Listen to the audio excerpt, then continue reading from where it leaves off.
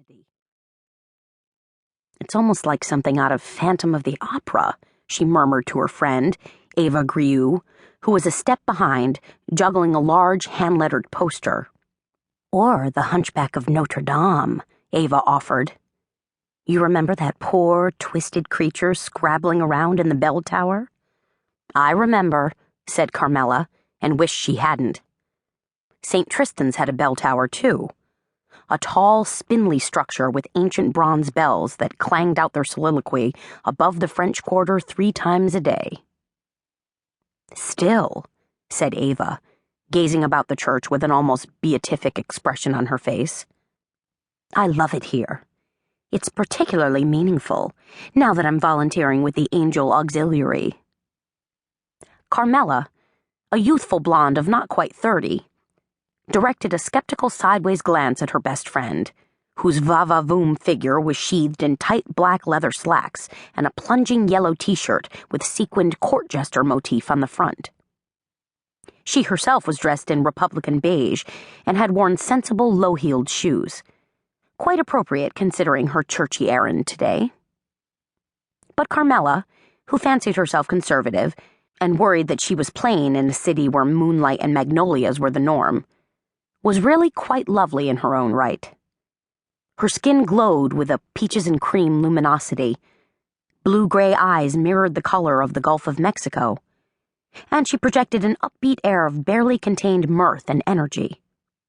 And, upon certain occasions, generally a fanciful Mardi Gras ball, Carmela wasn't afraid to fling caution to the wind and jack her 5-foot 6-inch frame onto tottering 4-inch stilettos to hang out with the tall gals. And the tall guys, naturally. Still, the fact remained, when Ava strutted her stuff with the assurance of a peacock, Carmela sometimes felt like a little brown wren. "Got to ratchet up the sizzle," Carmela told herself. "Buy a Wonder Bra or a purple silk teddy. Spritz on a cloud of Chanel No. 5. Keep that boyfriend of mine on his toes. Although maybe I shouldn't be thinking about all this in church." "People don't realize," said Ava, dipping 2 fingers into a marble holy water font, crossing herself, then turning innocent, practically guileless eyes on Carmela, "that I'm a very strict Catholic." "Really?" Carmela's tone was purposefully flat. No question intended, no judgment made. Just a bushel basket full of curiosity. Like, had the church elders ever dug into Ava's background? Did they know she was the proprietor of the Juju Voodoo shop? Carmela thought not. But seriously, what was the harm in a voodoo shop owner working as a docent in church? Nothing really. Because Ava was Ava, a retired beauty queen who partied her brains out and was known to enjoy a romantic fling or 2. Or 8 or 9.